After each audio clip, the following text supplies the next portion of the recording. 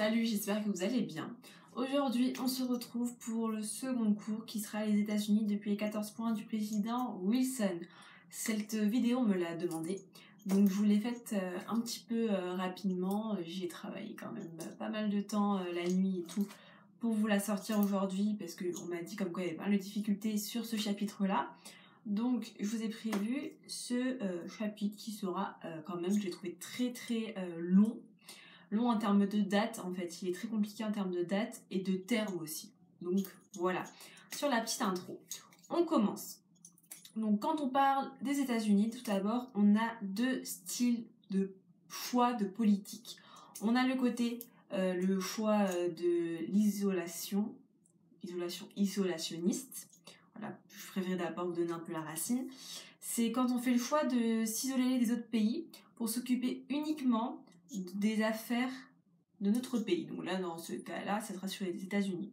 Donc les États-Unis décident de ne pas se préoccuper des affaires internationales. Des affaires internationaux. Une affaire internationale, c'est ça. Et on a le côté interventionniste, donc le choix d'intervenir. Donc les États-Unis, depuis 1918 jusqu'à nos jours, ils ont fait que un peu jouer sur les deux tableaux. Selon les présidents, on était soit isolationniste, soit interventionniste. Voilà, c'est le choix un peu du président et du Congrès américain, souvent, qui influençait cela. Tout d'abord, aussi, on peut définir que les États-Unis, c'est une puissance. En quoi c'est une puissance mondiale? Car c'est un État qui se distingue par la taille de son territoire, la démographie, donc s'il a fini ou non sa croissance démographique. Voilà, durant un moment, la Chine on disait qu'elle va devenir une puissance parce qu'elle allait finir sa croissance démographique, c'est-à-dire, non, ça c'est un sujet qu'on fait en seconde de souvenir, c'est lorsqu'une population grandit, et puis à un moment elle se stabilise en fait. Et donc il y a à peu près autant de personnes qui décèdent que de personnes qui naissent. En gros, c'est ça la croissance démographique. Et on a aussi le côté un peu économique, culturel. Voilà, les États-Unis, vous connaissez sûrement Coca-Cola, CNN, 20th Century, enfin bref, tout cela, Universal, Disney aussi, voilà, tout ça. Donc tout ça, c'est vraiment la culture américaine qui est venue en France, le tabac comme, les cartouches Marlboro, ou il y a quoi d'autre sinon qu'on peut citer, les chewing-gums aussi. Bref, tout cela, ça vient des États-Unis et c'est ça qui font que les États-Unis rayonnent partout dans le monde par leur culture. Donc, on va se positionner avec cette problématique-là. Comment les USA, donc comment les États-Unis, alors parfois je vais vous dire USA parce que j'ai voulu abréger en prenant mes notes, mais comment les États-Unis sont devenus la première puissance mondiale depuis 1718 et comment a-t-elle fait et comment a-t-elle surmonté les différentes crises qu'elle a subies. Voilà, parce qu'il y a des crises qu'elle a littéralement subies, vous verrez durant les guerres. Donc, on commence en 1918, dans une première partie jusqu'à 1945, donc les choix des États-Unis durant la Seconde Guerre mondiale, durant les deux guerres, pardon, la première et la seconde. Voilà, mais bon, c'est vraiment la fin de la première. Puis en second temps, sur 1945 à 1991, vous aurez compris, c'est par rapport à la guerre froide, où les États-Unis ont eu plusieurs guerres. Alors là, j'ai pas voulu trop m'étendre, vous verrez bien, parce que j'ai trouvé déjà que j'avais sélectionné pas mal de dates, ça faisait déjà beaucoup et très condensé. Et je me dis que si voilà, on tombait sur vraiment depuis 1918 à nos jours, faut pas non plus en mettre trop, parce que trop, ça fait trop cracher son cours. Faut connaître les dates les plus importantes, donc vous verrez bien. Et puis 3, le grand 3, ça sera depuis 1991, les fragilités qui ont touché les États-Unis, les crises qui ont touché les États-Unis, et vous verrez qu'il y en a quand même quelques-unes qu'on oublie parfois de citer dans une disserte, et ça c'est pas trop top. Donc on commence avec le grand 1 sur la fin de la Première Guerre mondiale et toute la Seconde Guerre mondiale et les volontés des États-Unis. Tout d'abord, pourquoi on commence en 1918? Parce que aux États-Unis, on a ce qu'on appelle la doctrine Monroe. Qu'est-ce que la doctrine Monroe? La doctrine Monroe, donc son prénom Monroe, qui ne vient pas de Marilyn, qui vient du président, plus de la bounette, qui vient donc du président Monroe au 19e siècle, qui a fait le choix de ne pas intervenir dans les affaires avec l'Europe. parfois vous pouvez lire avec l'ancien continent, parce que l'Europe c'est considéré comme l'ancien continent. Mais vice-versa, c'est-à-dire l'Europe ne doit pas intervenir sur les choix politiques, les choix économiques des États-Unis, et les États-Unis ne doivent pas intervenir sur les choix économiques, politiques des Européens. Donc ça, c'est sa doctrine Monroe. Si vous savez déjà ce que c'est, vous réussissez à le définir, tac, vous avez déjà commencé, ça peut être dans l'intro ou dans la première partie, vous pouvez commencer comme ça. En 1918, le président Wilson donc, décide de briser cette période un peu d'isolationnisme en entrant en guerre. Le 8 janvier 1918, le président Wilson donc, expose devant le Congrès américain sa vision du nouvel ordre mondial qui en fait se fonde par rapport aux droits des différents peuples dans le monde. Voilà. C'est assez compliqué, mais c'est pas si compliqué que ça en fait, en ce qui va intervenir. Il souhaite entre autres créer la SDN. Donc la SDN, c'est la Société des Nations Unies. Mais petit quiproquo qui viendra quelques années plus tard, la SDN sera entre guillemets inventée, créée par les Américains, mais les Américains ne voudront jamais rentrer dans la SDN. Voilà, c'est un... Comme on appelle ça déjà. C'est un peu... Pardon, oxymore, j'ai un trou dans mes métaphores. Non, c'est plus une métaphore. Je sais plus. En 1919, donc, il y a le traité de Versailles qui est signé. Et on s'inspire entre autres des 14 points du président Wilson. Déjà, ça faut le savoir. On s'inspire de ces points. Et le président Wilson, qui était présent lors de la signature du traité, va reprocher comme quoi le traité est très dur envers les Allemands et que ça risque d'être que ça risque de ne pas aider en termes de paix en fait. Et lui il voit un peu le mal arriver entre guillemets, il est pas voyant mais il voit le truc arriver, entre autres. On sait que plus tard il y aura Hitler, tout ça, bon, ça sera la fin de la première partie, mais lui disait que ça allait vraiment mal se passer, à interdire autant les Allemands, à les restreindre, forcément, ça crée un monstre. Donc voilà, donc ce que je vous disais, que c'est que les Américains donc refusent de participer à la SDN. En 1919, faut savoir que les USA sont deux fois la première puissance économique, avec 45% des stocks d'or et surtout 16% du commerce mondial régi par les États-Unis d'Amérique. Donc déjà, depuis plus d'un siècle, les États-Unis sont la première puissance mondiale et ça continue et ça perdure encore aujourd'hui. Donc comme quoi, ça continue et que les États-Unis sont quand même une puissance durable, si on ose dire. Donc dans les années 20, les USA font partie en fait des pays qui ont sont les plus modernisés, avec des progrès techniques monstres, avec plein de choses, et ça va se confirmer quelques années plus tard également. Franchement, les États-Unis, c'est vraiment un pays de grandes avancées culturelles, de grandes avancées technologiques. Voilà.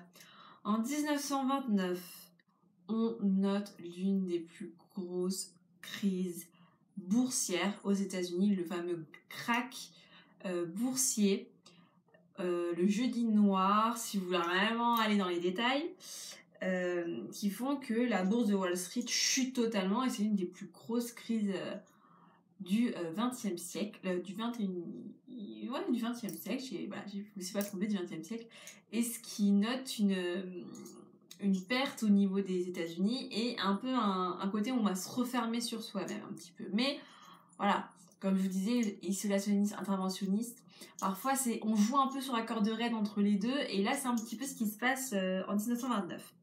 En 1932, on a l'élection de Roosevelt, quand même président très connu du XXe siècle, qui décide en fait d'écouter l'opinion publique et qui ne veut plus participer aux crises étrangères, c'est-à-dire qu'il ne veut plus participer à aucune guerre après la Première Guerre mondiale. Lui, il en a marre, il est quand même... il en a assez et ça se ressent. En 1935 à 1937, le Congrès américain vote des lois interdisant la vente d'armes à l'étranger. Quand on dit qu'avec Roosevelt, il décide de fermer les portes, il le fait réellement. Et ça se voit, entre autres, en interdisant la vente d'armes de 1935 à 1937. À peu près, cette loi se met en place. Et donc, 35 pardon, 39-45, voilà, c'est le début de la guerre et la fin de la Seconde Guerre mondiale. Vous comprenez qu'avec les tensions, voilà, il y a tout ça qui se passe. En 1939, les États-Unis décident quand même de mettre en place la clause cash and carry. Mon accent est magnifique, hein, vous pouvez le noter. Et autorisant en fait la vente d'armes aux Français et à la Grande-Bretagne. Donc vous avez compris que cette clause, donc tous les autres pays sont interdits d'acheter des armes aux États-Unis, mais on autorise les Français et la Grande-Bretagne à en acheter. Parce que ça reste quand même les alliés de l'histoire, les grands alliés de l'histoire avec les États-Unis, quoi. La triple alliance, tu sais, hein, tout ça. Et en 1941, Roosevelt met à disposition des armes gratuitement au pays. Donc en 1941, Roosevelt décide d'offrir quasiment des armes pour contrer l'Allemagne nazie. Et ça, c'est important de connaître cette date. Et qu'est-ce qu'il a fait, Roosevelt? Parce qu'en fait, Roosevelt, comme je vous disais, encore une fois, on est sur la corde raide, isolationniste, interventionniste. Et c'est un choix qu'il décide de mettre en place. Et pour aider à mettre fin à ce régime nazi. Le 7 décembre 1941, encore une date à connaître, mais voire importante, c'est l'attaque de la base américaine de Pearl Harbor par les Japonais. Donc, avec le début des kamikazes, tout ça, bref, Pearl Harbor attaqué. Le lendemain, ni une ni deux, rien à foutre, excusez-moi pour mon expression, les Américains rentrent en guerre pour vaincre tout ce qui est en rapport avec les nazis et les Japonais, parce que voilà, tout ça a fait que ça a provoqué l'entrée en guerre des États-Unis, qui étaient déjà, comme je vous dis, sur la corde raide. Donc ils décident de rentrer en guerre. En 1944, les accords de Bretton Woods qui se mettent en place. Il n'y a que les accords de Bretton Woods, en fait, ça met en place que l'or ne peut être convertible uniquement en dollars. Vu, comme je vous disais, que les États-Unis ont une des plus grosses parties une très grosse partie d'or dans son pays, ils arrivent à mettre en place avec les accords de Bretton Woods que le dollar soit constamment convertible en or. En 1944, grande date pour nous, les Français, les États-Unis font leur débarquement en Normandie, ce qui permettra de libérer la France. Donc voilà. Et ce qui mettra un point ferme sur la table et qui va arrêter la Seconde Guerre mondiale, c'est bien entendu le 6 et 9 août 1945, les deux bombes nucléaires, les bombes A, si je ne me trompe pas, qui sont lancées réciproquement sur Hiroshima et Nagasaki, qui mettent fin à la Seconde Guerre mondiale. Tout bêtement. Donc c'est comme ça qu'on termine notre première partie. Vous voyez que c'est quand même déjà pas mal condensé au niveau des dates à retenir, des dates importantes. On passe donc à la Seconde Guerre mondiale avec la puissance américaine durant la guerre froide, donc de 1945 à 1991. En 1947, c'est donc le début de la guerre froide, pardon. En 1947, les accords du GATT qui favorisent l'économie américaine et entre autres qui est basé sur l'esprit du libre-échange. Voilà. Ça c'est important aussi de connaître les accords du GATT. On a également le plan Marshall, le célèbre plan Marshall à connaître en 1947, qui est en fait une aide économique pour aider à la reconstruction de 16 pays européens après la Seconde Guerre mondiale. Donc c'est quand même pas... Voilà, les États-Unis, tu comprends que c'est une puissance mondiale du moment qu'ils sont capables d'aider 16 pays européens à se reconstruire, dont la France et la Grande-Bretagne. Donc là, les cocos, ils rigolent pas du tout. Ils sont prêts vraiment à mettre de l'argent sur la table. En 1955, les USA sont la première puissance mondiale. Donc ça va faire un bout de temps que c'est la première puissance mondiale. Mais on note notamment que les USA produisent 43% de l'acier mondial et 65% des automobiles sont fabriquées par les États-Unis. Je ne sais pas si vous vous rendez compte, 65%, ça vient des États-Unis. on est quand même, le Fordisme, tout ça, tu le comprends à ce moment-là, quoi. Voilà. Sans trop m'étaler. On note aussi qu'il y a en fait une vraie confrontation, et pas que le côté qui aura l'Allemagne, entre les États-Unis et l'URSS, mais également une course à la conquête de l'espace, avec entre autres en 1957 l'envoi par les Américains d'un satellite en orbite. Ce qui fait que les Russes ne vont pas rigoler non plus et vont essayer de conquérir l'espace eux également, quelques années plus tard. La guerre froide provoque donc deux blocs importants, le bloc occidental, donc le bloc américain principalement, face au bloc soviétique, dit aussi communiste si vous préférez, qui monte voilà, de réels points. Important à connaître, 1959, Fidel Castro décide que Cuba sera communiste, et vous connaîtrez après toute la suite avec entre autres les différents embargos, tout ça. Voilà, il faut savoir que on parle d'hégémonie. Hégémonie, qu'est-ce que c'est? Hégémonie, c'est le pouvoir qu'a les États-Unis sur l'Amérique tout entière. Et ça se voit au niveau également du fait que les USA n'hésitent pas à soutenir de nombreux coups d'État en Amérique latine, dont notamment celui du Chili. Donc moi je note celui du Chili parce que voilà, j'ai des origines chiliennes. Donc celui du Chili en 1973, ils appuient littéralement Pinochet, Augusto Pinochet, au pouvoir du Chili. Et ça ne sera pas le seul pays, bien entendu, malheureusement. En 1990, on note la réunification de l'Allemagne, qui un an plus tard, en 1991, on notera donc la fin de la guerre froide avec la fin de l'URSS par M. Gorbatchev, que je ne me trompe pas, j'ai toujours du mal à prononcer son nom de famille depuis des années. Je vous ai dit que cette partie-là, je l'avais faite un peu plus courte, parce que sans rentrer dans tous les détails, c'est-à-dire je ne vous ai pas parlé de la guerre en Indochine, parce qu'Indochine, encore une fois, c'est en France, dans la guerre du Vietnam. Voilà, vous pouvez ajouter dans la guerre du Vietnam, voilà, c'est une date que je ne vous ai pas mise, mais vous pouvez l'ajouter dans vos notes en tout cas. On passe donc à la troisième partie, donc de 1991 à nos jours. On note qu'en 2001, les États-Unis s'engagent, donc plutôt même l'OTAN s'engage avec le mandat de l'ONU, donc ce qui leur autorise à intervenir en Afghanistan contre les talibans. Mais vous savez également que le 11 septembre 2001, les USA subissent le plus gros affront qui n'ait jamais connu, et qui est encore plus important car c'est sur leur terre même. C'est-à-dire que Pearl Harbor, c'était une base militaire, c'était quelque chose de militaire.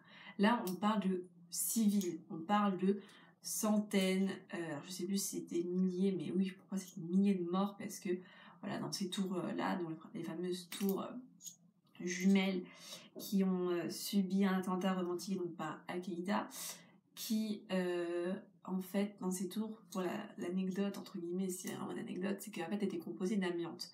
Donc ce qui fait que les gens qui étaient dans cette tour, qui ont pu s'enfuir, sont morts quelques années plus tard de cette poudre qu'ils avaient inhalée. Et même les gens qui étaient autour, les pompiers qui ont sauvé, certains n'avaient pas de protection et ont donc inhalé cette poussière qui les ont fait mourir plus tôt. Donc c'est pour ça qu'on peut compter en milliers de personnes qui sont littéralement décédées. Et voilà, pas sur le coup, mais sur différentes années, il y en a quand même beaucoup qui sont morts dû à cet attentat sur le sol américain qui atteignait des civils. Et donc, de ça, George Bush se lance donc dans une guerre contre l'axe du mal, donc je mets bien entre guillemets l'axe du mal, c'est voilà ce qu'il a dit, et attaque donc une seconde fois le Golfe contre l'Irak en 2003 sans le mandat de l'ONU. Là, cette fois-ci, le gars, il en a marre, il en a assez. Et ce que je vous dis encore une fois, il fait le choix, lui qui faisait toujours le choix isolationniste, avec une tendance à l'intervention. Là, il part totalement sur le côté interventionniste et rien à foutre du reste, et il fonce, quoi, le gars. Parce que voilà, les États-Unis sont très comme ça, hein. Vous pouvez noter, les États-Unis, dès qu'on les a touchés par l'arbor, tac, ils ont attaqué. Là, on les touche le lendemain, les gars, ils ripostent. Surtout qu'il faut savoir que les USA ont ce qu'on appelle un hard power et un soft power. Le côté hard power, c'est le côté que les États-Unis ont l'une des puissances militaires les plus déployées sur la planète entière. Il y a des millions de bateaux, des centaines de bateaux qui naviguent, par exemple le Pacifique, ou qui sont dans des golfs ou des choses comme ça. Voilà, c'est vraiment des bases militaires pour pouvoir intervenir le plus rapidement possible. Et c'est pour cela, entre autres, qu'ils peuvent attaquer aussi très rapidement, c'est parce qu'ils ont une force militaire incroyable. Et c'est ça qu'il faut aussi noter. Ils ont également un soft power puissant. Voilà, un soft power, c'est le côté un peu, la façon de, voilà, c'est le pouvoir de manière un peu indirecte, on va dire, grâce à l'hégémonie culturelle des USA, comme je vous citais tout à l'heure. On a tous un produit américain chez soi, style l'iPhone qui vient de la Silicon Valley, ou style la bouteille de coca dans le frigo, ou je sais pas encore, mais voilà, le paquet de chewing-gum, ou si vous fumez, le paquet de Marlboro, ou je ne sais quoi. Bref, tout cela, ou les Reebok, les Nike, bref. Point final, c'est vraiment le soft power américain. Mais on peut noter également, et là ça peut être un élargissement dans la conclusion ou quelque chose de ce genre, les USA doivent faire face à une nouvelle concurrence dont la Chine, depuis un bon moment, la Chine est vraiment très présente. Pourquoi? Comme je vous citais tout à l'heure, la puissance c'est quoi? Une puissance, ça se définit par sa dimension. La Chine est un pays extrêmement grand, mais pas très dense dans les grandes villes et totalement étalé sur les grandes campagnes. Donc, contrairement aux États-Unis où on peut avoir des zones vraiment très denses, là pas du tout quoi. Les États-Unis toujours un peu dense un peu partout, toujours des grandes villes. La Chine, c'est vraiment sur la région côtière, on va dire entre guillemets. Donc voilà. Mais ils sont vraiment une réelle concurrence. Pour continuer dans la définition de puissance, ils sont en fin de phase de transition démographique. Ils n'ont pas totalement fini, mais fin de phase. Et on a aussi une véritable culture chinoise qui intervient, dont culture et économie chinoise. Voilà, on n'a pas un produit estampillé Made in China chez soi, on en a souvent 2 ou 3 ou 4 ou 5 ou 6, même plusieurs centaines qui viennent de Chine. Voilà. Par exemple, les téléphones qu'on disait, maintenant ils sont plus fabriqués sur Taïwan, mais au bout d'un moment, il y en a aussi beaucoup des particules de vos téléphones, comme je disais de l'iPhone par exemple, qui sont fabriqués en Chine. Donc, la Chine est vraiment très présente, même dans les produits américains, on peut dire. Donc voilà.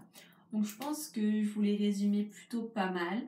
J'espère que ça vous aura plu, que ça vous aura aidé à comprendre un petit peu mieux les enjeux des États-Unis, le côté interventionniste et le côté isolationniste, qui sont quand même les deux notions à connaître, que je vous remettrai sûrement en barre d'infos. Je vais vous mettre comme la dernière fois les personnages importants.